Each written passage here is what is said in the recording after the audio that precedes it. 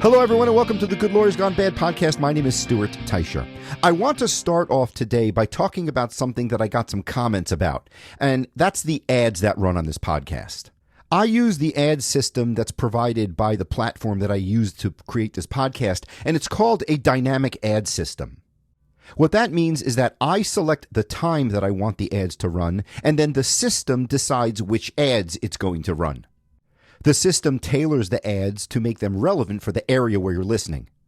Now, while I can't control the ads that the platform selects to be played in your area, I can control the categories of the ads. So when I signed up for this system, I specifically selected that things like political ads shouldn't play.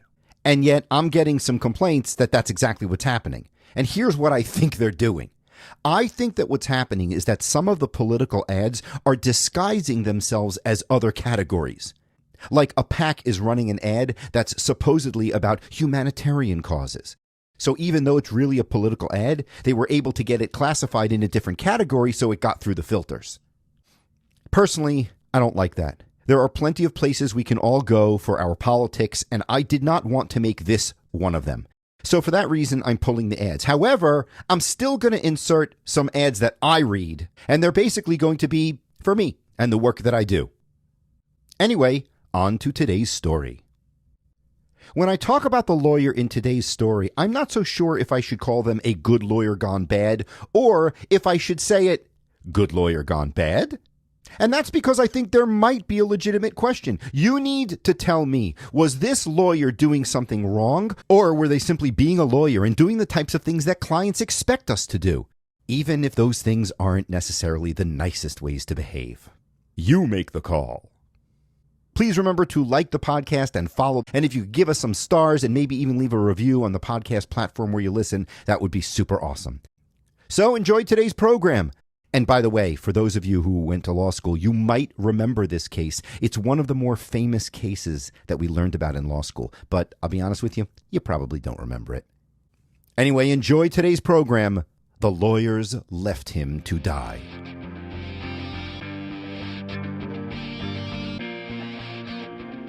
The first time I went to Nebraska was 15 years ago. I was scheduled to give a CLE program for the Nebraska Bar in Lincoln, but because of my travel schedule, I had to fly into Omaha, rent a car, and then make the hour or so drive to Lincoln. Now, you probably remember that I'm from New Jersey. And 15 years ago, I was early on in my career as an educator, so I hadn't traveled much. Truth is, I'd never seen any part of the Midwest, so it's fair to say that when I got to Omaha, there was a bit of culture shock. And the circumstances of this particular drive between the two cities made it scary culture shock. After I got into the rental car, I headed out of the airport and onto the highway. I was using GPS, but remember, this was 15 years ago, so I wasn't using the map app on my phone. I was using a device like a Garmin or something. And you might also recall that those devices were less than completely reliable. The satellite coverage was super spotty, and the directions weren't always the best. So I listened to the voice in my Garmin. It gets me out of the airport and onto the highway. I'm traveling on the highway for a little while, and then all of a sudden it tells me that I should take an exit and get off the highway. I wasn't sure if it was the right thing to do, but I didn't know where I was. I didn't have a map because I was going to rely on this device, so I just did as my computer overlord told me. After 20 minutes, I realized that it was taking me to Omaha on the local roads. At that point, however, I was in too far. I wasn't about to double back 20 miles. A whole trip was going to take me about an hour and 15 minutes, so I just kept on going. I had never seen country like this before. That's not really the right way to describe the situation. It's more accurate for me to say that I had never not seen country like this. What I mean is that I was driving on a local road, which was one lane in each direction. The road was straight as an arrow. I mean, when you looked off into the distance, all you could see was road. And eventually that road just disappeared into the horizon. And that was truly all you could see, just the view out in front of the car, because on both sides of me there was nothing but corn. On both sides of the road, there were walls of corn stalks that seemed to be about 8 feet high. These rows of corn went on for miles and miles and miles. You couldn't see anything. It was like I was driving through a cornstalk tunnel. A cornstalk tunnel that every once in a while had a 4-way intersection with 4 perfect 90-degree angles. When I came to those 4-way intersections, I stopped at the stop sign, and every time I laughed. I laughed because when I looked up and down each of those intersecting roads, there was no one for miles. Just rows and rows of corn with a desolate road separating walls of crops. It was one of the few moments in my life that I genuinely felt alone. The only other thing that broke up the corn was while you were driving every once in a while alongside the road, you'd see the tiniest small house or a silo pop up in a small clearing. No gas stations, no convenience stores, nothing. Just houses, silos, 4-way intersection, corn, house, silo, 4-way intersection, corn, intersection, corn, intersection, house. That was it. So I'm driving from Omaha to Lincoln, and the road starts to get a little hilly.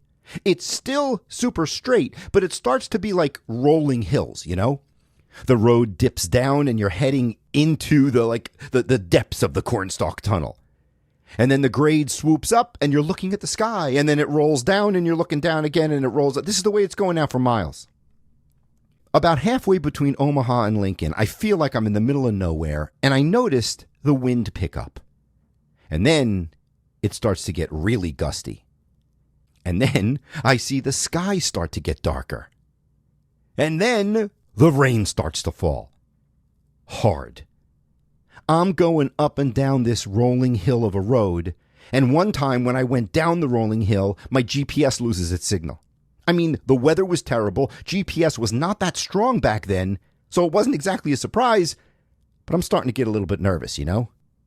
So I go down this rolling hill, my GPS loses its signal, and when I come up and I start heading towards the sky, emerging from this cornstalk tunnel, the sky is black. I mean, 2 seconds ago it was sunny, and now the sky is black. This doesn't look like a storm anymore. It's starting to look like an apocalypse. I started to panic, so I turned on the AM radio to try to figure out what was going on. Of course, as soon as I turn it on, there's a news bulletin, and the radio announcer says, "If you're in Gage County or Lancaster County, you need to get into a house and get into a basement immediately." All I could think was, where am I? What county am I in? I mean, I figure it's got to be one of those places because the sky is nighttime dark at this point. And if I am in one of those counties, where am I going to go to take shelter? All I see are corn stalks and silos. Do silos have basements? What's even inside those things? I had no GPS, but I knew I couldn't be too far from Lincoln because I'd been driving for about 45 minutes and I knew the whole trip was only about an hour and 15. So when the road flattened out, I looked off in the distance and I could see what appeared to be lights on the horizon. They had to be lights from a town, and I figured, what town could it be other than Lincoln? So I just headed toward the light. I literally floored it and just prayed that it actually was Lincoln, Nebraska up ahead. 15 minutes later, I pulled into the hotel in Lincoln, and as soon as I walked into the lobby, the wrath of God descended upon the city, and the storm howled for about 2 hours. I didn't go back to Nebraska for 10 years. On purpose. Nebraska has so many corn stalks because it is consistently one of the top 3 corn-producing states in the country. Most people realize that because their university calls themselves the Cornhuskers. But what most people don't realize is that the state who nips on their heels in the fight for the biggest corn producer in the United States is Minnesota. Yeah, Minnesota is one of the biggest corn-producing states in the country. And that's why their local roads look just like the roads I was traveling on in Nebraska. Like Nebraska, Minnesota also has miles and miles of roads that feel like you're driving through a cornstalk tunnel. The look and feel of those roads haven't changed much in years, and I'm guessing that the rural highways of Minnesota look just like the one I was on when a guy named David Spaulding was driving down one in 1956.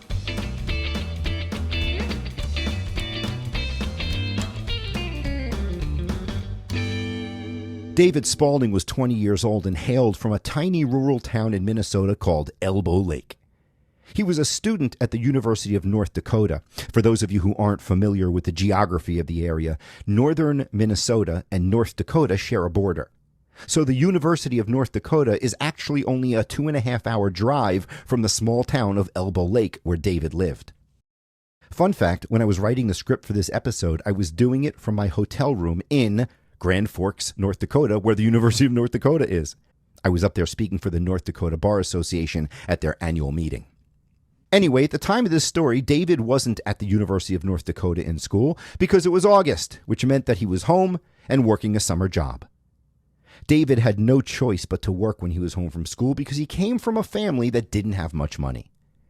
His father bounced around jobs and never really had a steady paycheck, so David took a job with a small road construction company owned by their neighbor, Ed Zimmerman. At this moment, when we find David driving down the road in Minnesota, he likely felt miserable. The workday had just ended, and David wasn't by himself in the car. He was crammed into his boss's car with his co-workers, and they were all heading home. 6 men who spent the day laying pavement in the August heat were smushed into David Zimmerman's 1956 Plymouth Fury with all of their gear. They were covered in dust, and they stunk like sweat and asphalt. David must have been itching to get out of that stink trap. They headed down Highway 52, though calling it a highway was probably a little bit generous. It was a 2-lane road that cut through the cornstalks. Ed Zimmerman's son, Jack, was at the wheel. Jack Zimmerman was probably just as eager as the rest of the crew to get out of the uncomfortable, smelly car, so he put his foot down on the gas pedal and charged north, barreling down the long, straight road. What do they say about cornstalks? Knee-high 4th of July? Well, this was August, so those cornstalks were a heck of a lot taller than knee-high. As Jack Zimmerman whizzed down Highway 52, he was likely the only car on that rural road, so he opened that car up a little bit. As the crops rushed by the side of the car, it probably felt like he was driving through a cornstalk tunnel. I know the feeling. On the complete other side of the county at the same time, the entire Letterman family was piling into their own car. All 6 of them. John, Pauline, and their 4 children loaded into the family Ford because they were heading to the county fair. Their daughter, Elaine Letterman, was wearing her best dress because she entered the 4-H pageant. 15-year-old Florian Letterman, their son, had just got his license, and he was driving his entire family, all of them giddy with excitement about the annual event. As Chandler Bing would have said, could they be more cliché? The Letterman family was heading down Old Highway 3. Jack Zimmerman and his car stuffed with his co-workers were heading up Highway 52. Both cars were doing over 50 miles an hour, but remember, they were in 1950s-era automobiles, so that speed probably felt quite fast. If anyone in either one of those cars would have looked out the front or back windows, they probably wouldn't have seen anyone for miles. This was corn country in 1950s rural Minnesota. The area where these cars were traveling was probably like the set of a movie. You're all alone where no one can hear you scream. That's probably why neither car felt any reason to slow down as they approached the 4-way intersection of Highway 52 and Old Highway 3. Neither driver had a stop sign. Neither driver could see anyone ahead or behind them for miles. And because of the height of those cornstalks, neither driver realized that there was another car barreling towards the same intersection from another direction. The 2 cars, both packed with passengers, entered the 4-way intersection at precisely the same time, both running at full speed. If the drivers saw each other at all, it was only for that split second before impact. And the impact was devastating. It was an era before seatbelts, so 9 of the 10 passengers were ejected from their vehicles. Driver Jimmy Zimmerman was killed on impact. His car was thrown into the air and tumbled end over end for 140 feet. When it finally came to rest in a cornfield, the car was upside down and the roof was completely crushed in. That's probably how his father, Ed Zimmerman, broke his neck. The Letterman family were all badly injured, but they survived the accident initially. The aspiring beauty pageant contestant, young Elaine Letterman, died the following day. 20-year-old University of North Dakota student David Spaulding was knocked out during the crash. He was unconscious for 3 days. He awoke with a severe brain concussion, 2 broken clavicles, multiple rib fractures, and a crushed chest. When David regained consciousness, he realized that he had a long recovery. And to add financial insult to physical injury, the family suffered another painful moment when the bills for his care came in. The insurance company only agreed to cover half of David's medical bills, and they were expecting the Spauldings to pay the rest. David and his family got a $3,000 bill from the insurance company. That was pretty much the same amount of money that David Spaulding's father made in an entire year. Now, it was possible for the Spauldings to sue to recover that money, but it wasn't the norm back then, and there were a couple of reasons that lawsuits like that weren't always pursued. First, this was way before the days when lawyers advertised on billboards and shopping carts. Lawyers weren't allowed to advertise like that at all until a landmark ethics case came down in 1978. So it just wasn't popular for lawyers to make it known that this sort of thing could be done. Also, the amount of money a person could recover in a personal injury suit back then was capped by law. So multi-million-dollar awards, that wasn't even a thing. Of course, it was likely that the Spauldings could collect enough money to cover their medical bills, so that was reason to pursue the lawsuit. But what held them back from traveling down that route, however, was the second big reason that lawsuits weren't the norm back then. You just didn't sue your neighbors in rural Minnesota in the 1950s. David Spaulding lived in a community where people counted on their neighbors to survive. This was rural corn country. If you broke a bone or broke some equipment, the only people around to help you were your neighbors. So people tended to stick together by necessity. The last thing you wanted to do was sue someone that you might need to rely on in the not-too-distant future. But the Spauldings were in a significant financial jam, so they figured they should at least talk to a lawyer. There weren't a whole lot of choices of lawyers in Elbow Lake, Minnesota in 1956. In fact, there were 2. An older guy that did tax work who'd been around forever, and a 23-year-old recent law school graduate named Dick Roberts. If you believe the law review articles that were written about this case over the years, Dick Roberts was an aggressive young lawyer. Someone who was interviewed in those articles actually called him a whippersnapper. But while the whippersnapper Dick Roberts seemed to have been full of piss and vinegar, he might not have been full of knowledge. He was a young guy who got out of school only a short while ago, and he appears to have been a bit of lacking on the competence side. On the other hand, the case didn't seem like it needed a whole lot of legal knowledge. Dick Roberts probably looked at the file and figured that this case was pretty straightforward. David Spaulding was seriously hurt, and the drivers of those cars were surely going to be found liable. The bottom line was that the Spauldings were going to have to sue, and they were going to win. That probably made Dick Roberts pretty happy, because if the Spauldings sued and won, he was looking at a pretty nice payday. And what probably made the case even more appealing to Roberts is that, given the extent of David Spaulding's injuries, there was a good chance that the case would settle. If that happened, Dick Roberts would be enjoying his payday pretty soon. Quick money, baby. Who doesn't like that? Dick Roberts might have been eager to start suit, but his clients, the Spauldings, were not. They didn't want to sue their neighbors. Their lawyer, however, probably told them, listen, we're going after the insurance company, not really your neighbor. And the truth is, you don't have much of a choice. These medical bills have to get paid. And those medical bills, yeah, they were probably racking up. I mean, fixing massive injuries cost a ton of cash. David's family doctor evaluated him shortly after the accident, and he noted that David had a severe crushing injury of the chest with multiple rib fractures, a severe cerebral concussion, probably with hemorrhages of the brain, and bilateral fractures of the clavicle. Just to be safe, that family doctor recommended a follow-up by an orthopedist. That orthopedist did a complete workup on David. While he found that David's lungs were clear and his heart was normal, he confirmed the catastrophic diagnosis made by the family doctor when it came to the rest of David's injuries. Each of those checkups were surely followed by a fee, and when you add them to the hospital stay, the amount owed became daunting. The Spauldings must have felt like they had no choice but to move forward with litigation. I mean, all indications were that before the accident, David was a healthy guy in the prime of his life. But now David's chest ached constantly. Of course, what would you expect when you have fractured ribs and a crushed chest? It seems that when the Spauldings considered the reality of this whole situation, they reluctantly agreed to sue.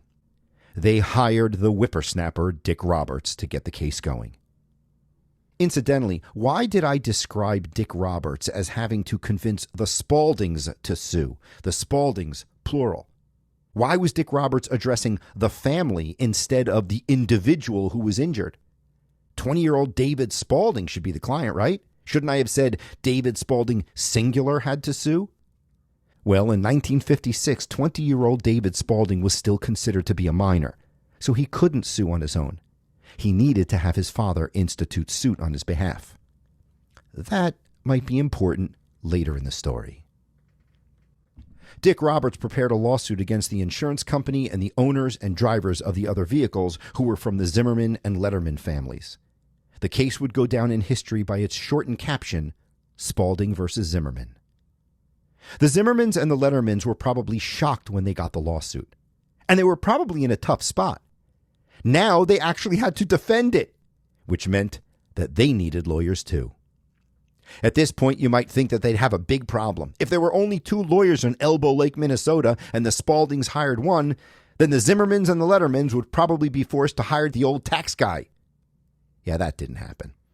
That's because the Zimmermans and the Lettermans didn't have a choice about who they'd be able to hire. The insurance company was taking the lead in the suit, so it was the insurance company who both chose and paid for the lawyer that would represent all of their interests on the defense side. The Zimmermans' insurer selected an experienced trial lawyer from a law firm in the nearby town of Fergus Falls. The Lettermans' insurance company picked a lawyer from Fergus Falls as well, although it was a different lawyer from a different firm. So, David Spaulding's lawyer started the case. Those defense lawyers filed the obligatory reply papers, and the lawsuit entered what we call the discovery phase. That's the part of the proceeding where each side reveals their evidence to the other side. In the United States, there's no surprise evidence. All you have to do is ask the other side for the information that they have, and they're required to give it to you. But that's an important thing to note. You're entitled to see everything, but you got to ask for it. If you don't ask for it, they don't have to give it to you. And that was something that David Spaulding's lawyer, Dick Roberts, specifically chose not to do, at least in part. And it seems that he did that because he was being a little bit sneaky. The defense lawyers had David Spaulding evaluated by a doctor they hired. The guy was a neurologist named Dr. Hanna.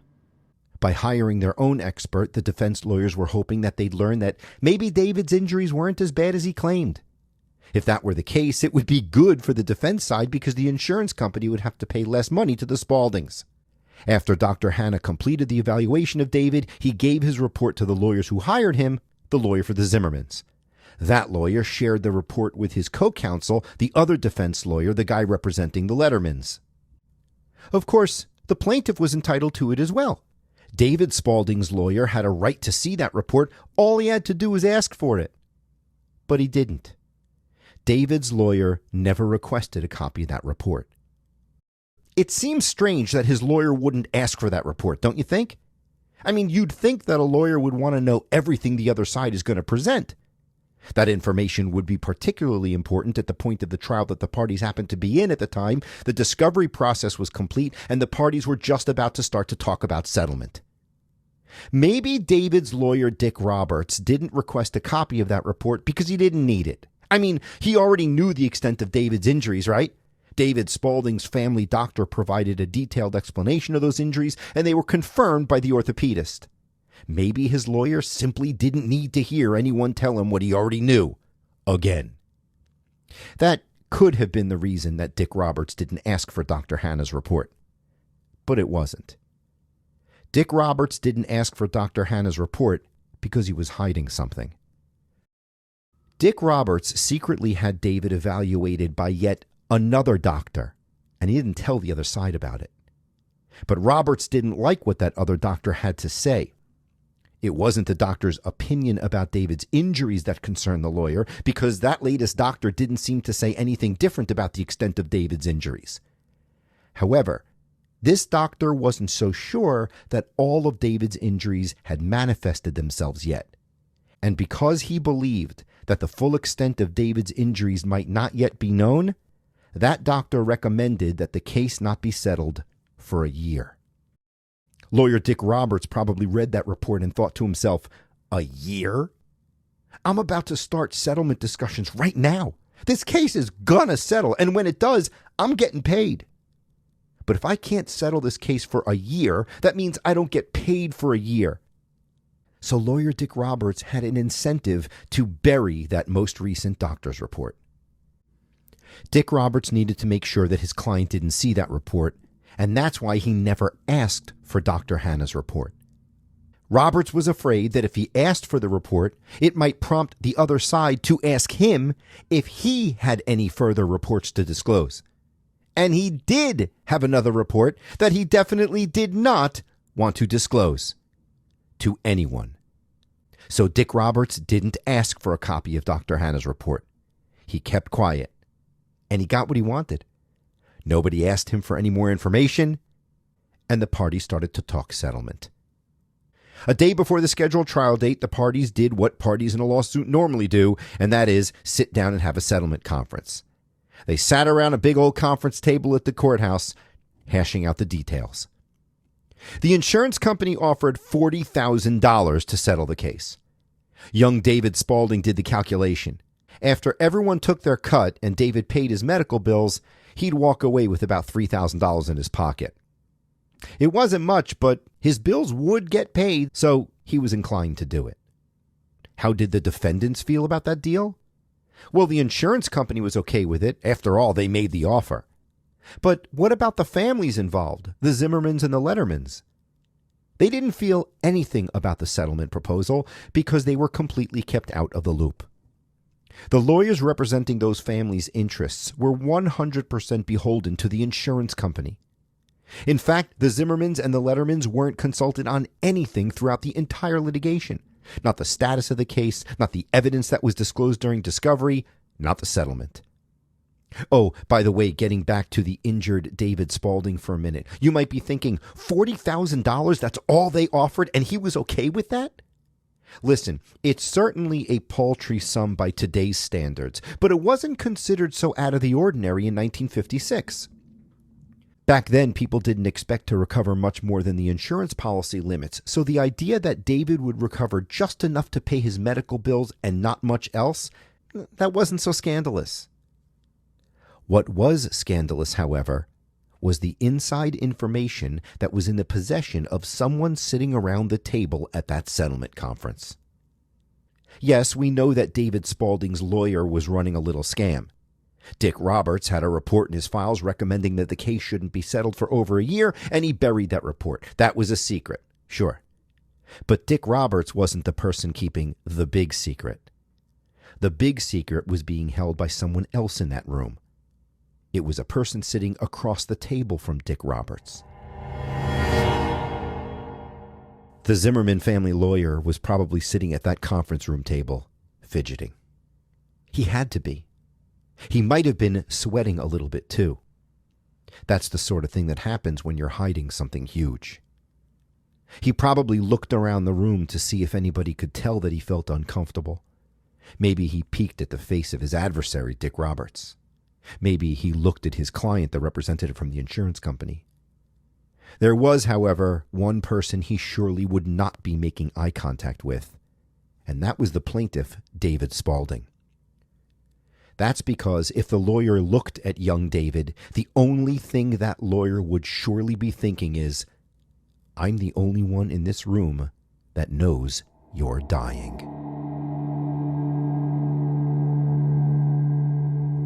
The lawyers for the defense were the only people who had read Dr. Hanna's report. That was the neurologist that they hired to evaluate David, the report that David's lawyer didn't want to see. Well, the two lawyers for the defense, they read the report and they were therefore the only two people involved in the case who knew what Dr. Hanna had found. They didn't show the report to their clients, the Zimmermans or the Lettermans, and they didn't show the report to the representative from the insurance company. Those lawyers were the only two people who knew that David Spaulding had a deadly heart condition that could cause him to drop dead at any moment.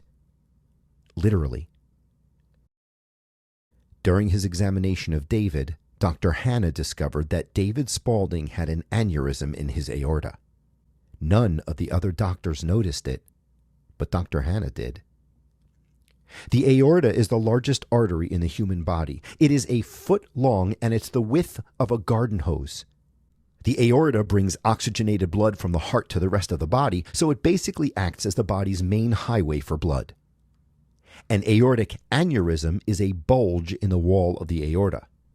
What happens is a part of the aorta gets weakened, and that weakened section gets thinner. Then, with every heartbeat, the weakened section balloons out like a bubble that expands and contracts. In and out with every single heartbeat. And if it's not fixed, that bulge continues to balloon in and out until it ruptures. And when an aortic aneurysm ruptures, it's devastating. Massive internal bleeding begins almost instantly, and death can follow in minutes. David Spaulding had an aortic aneurysm, which basically meant that he had a ticking time bomb deep in his chest. And he had no idea that it existed. He didn't know that because his lawyer purposefully didn't ask for that doctor's report. If he would have asked for that report, he definitely would have found out about it because Dr. Hanna was very upfront when he presented his findings. In his report, the doctor said, quote, "The one feature which bothers me more than any other part of this case is the fact that this boy has an aneurysm in the aorta. This aneurysm may dilate further, it might rupture, and this would cause his death." David was not just in danger, he was in imminent mortal danger. And no one told him. Dr. Hanna didn't tell David because he wasn't David's doctor. He was an expert hired by the defendants, and he owed his loyalty to them. If he had been David's treating physician, well, that'd be another story, but he wasn't. David's treating physician had done a complete workup on him and didn't detect the aneurysm.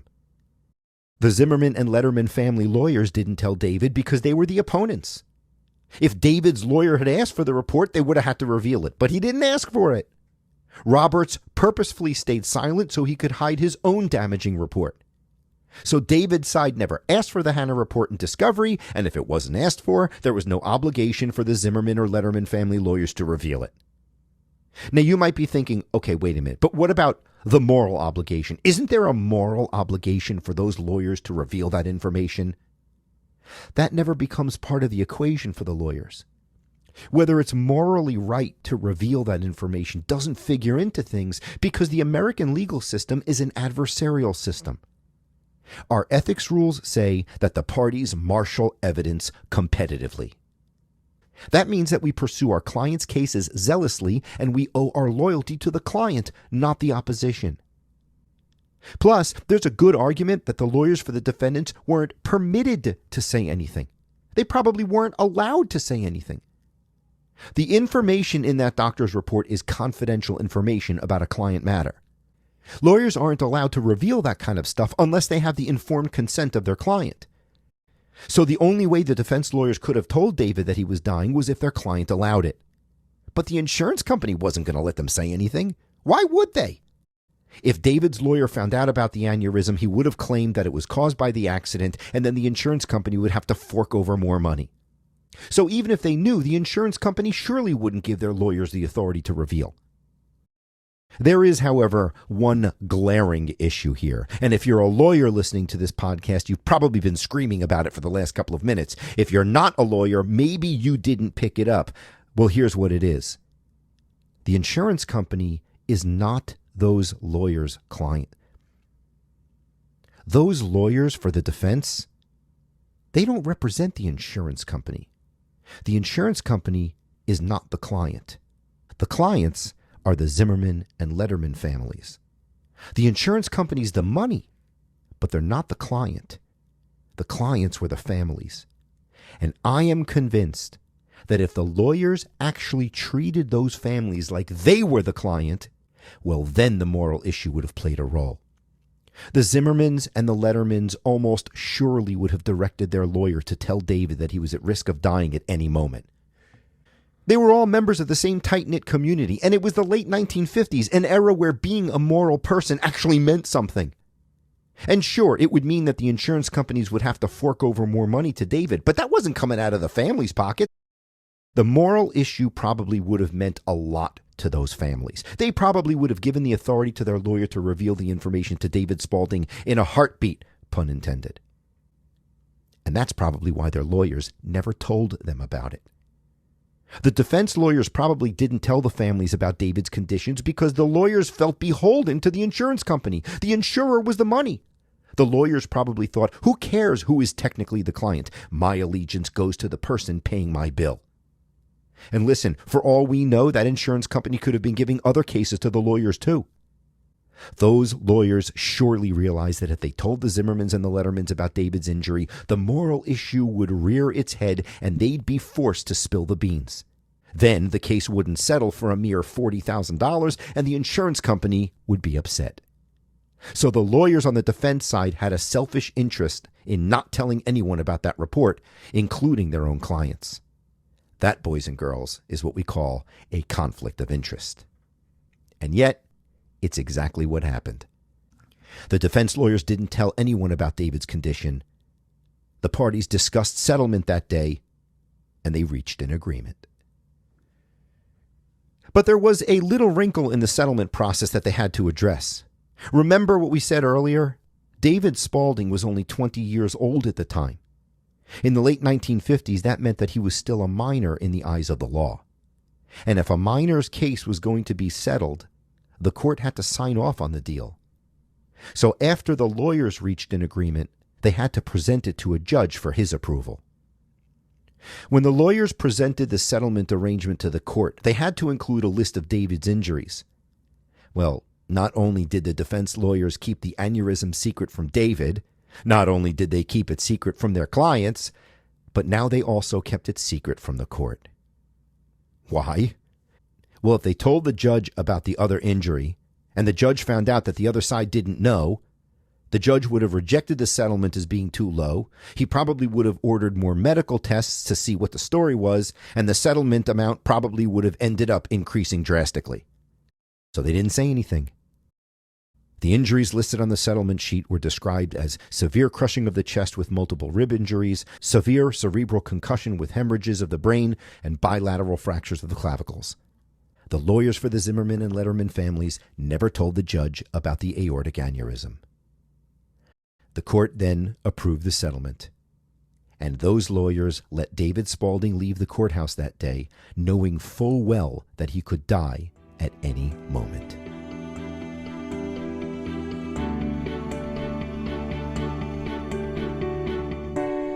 David Spaulding tried to return to his life, but that life wasn't the same because now he was consumed by pain. The pain he felt in the aftermath of the accident never went away. During summer jobs, David worked on farms, but he frequently had to stop working because he suffered pains in his chest. During the school year, those chest pains got so intense that he was forced to transfer to a local college so his family could help care for him. Every day, the pain got worse. He lived in agony, and he didn't know why. He visited his family physician often, but the doctor simply couldn't figure out what was wrong. Then, 2 years after the accident settled, David Spaulding had to get a physical as part of the checkups required for his Army Reserve duty. A radiologist who reviewed David's x-rays discovered the cause of the terrible chest pains. That doctor saw an aneurysm on the main artery leading out of David's heart. After hearing David's medical history, the doctor concluded that the aneurysm was caused by the car accident. He was of the opinion that the aorta was injured in the crash. A sac had since formed at the place where the aorta was injured, and it was now billowing out like a balloon.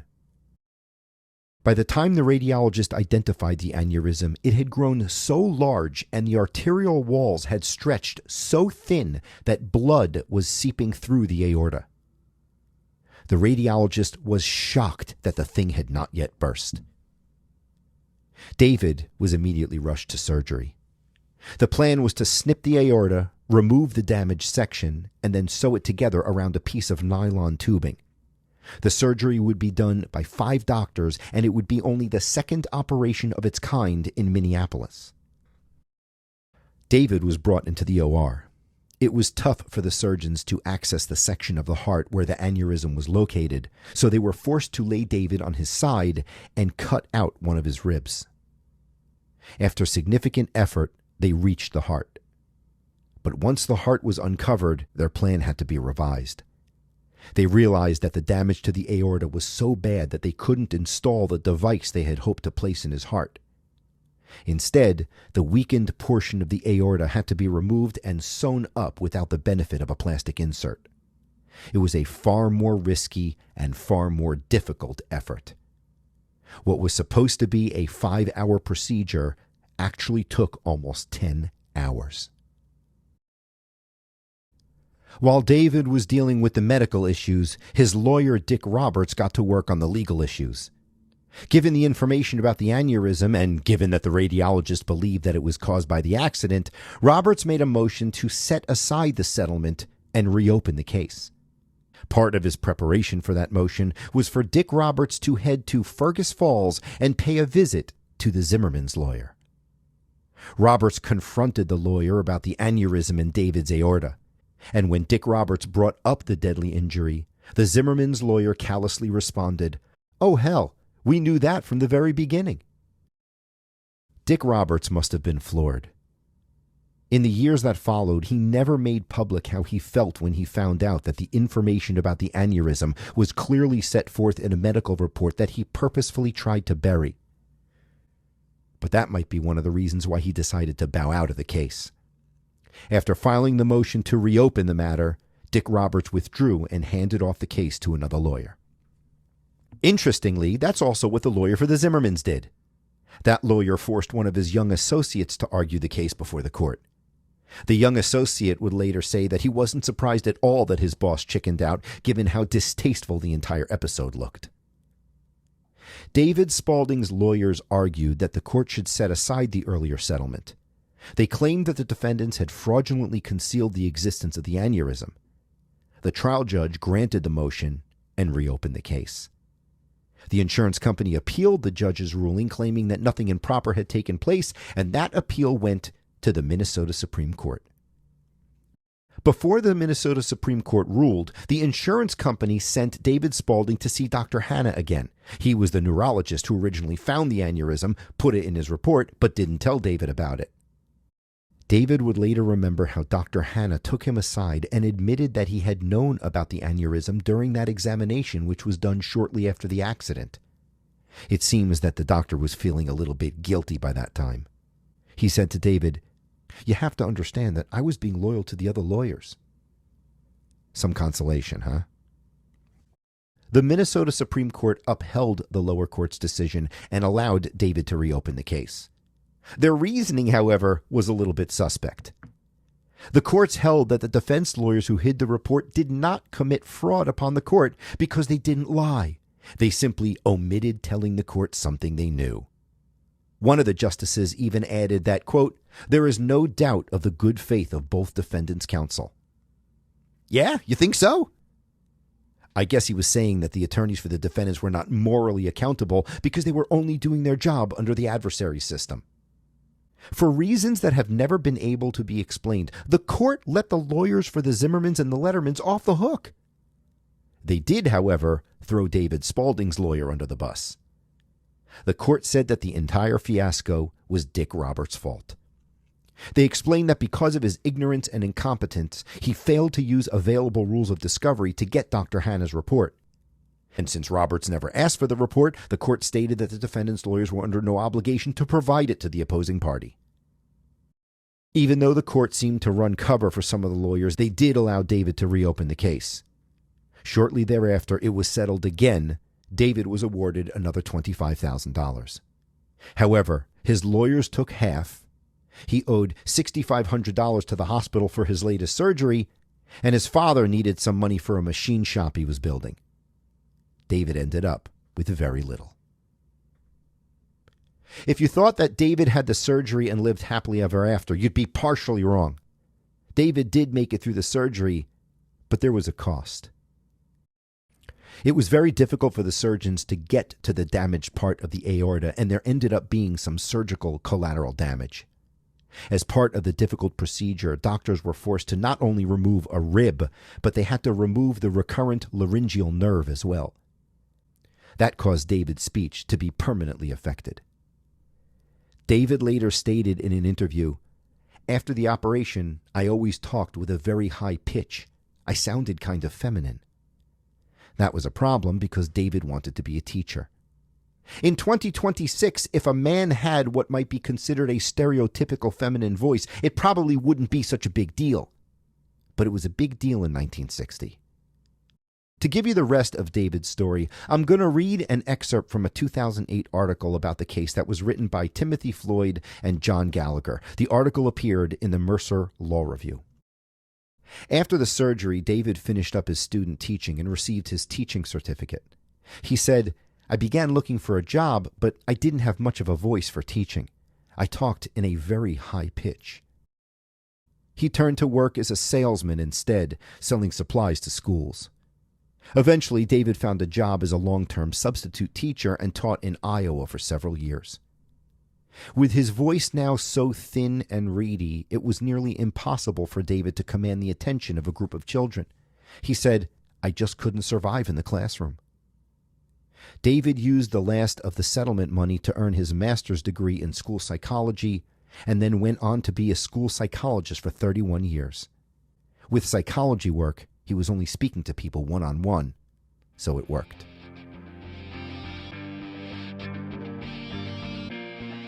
The ethics rules today would probably have prevented this. That's because under the modern rules, the lawyers for the Zimmermans and the Lettermans would be required to keep the families fully informed during the entire process. They'd also be required to tell them about the existence of Dr. Hanna's report. And today, the Zimmermans' lawyers wouldn't be allowed to show that overt allegiance to the insurance company. The rules regarding conflicts of interest have changed in that regard. We teach this case in law school all the way through the current day.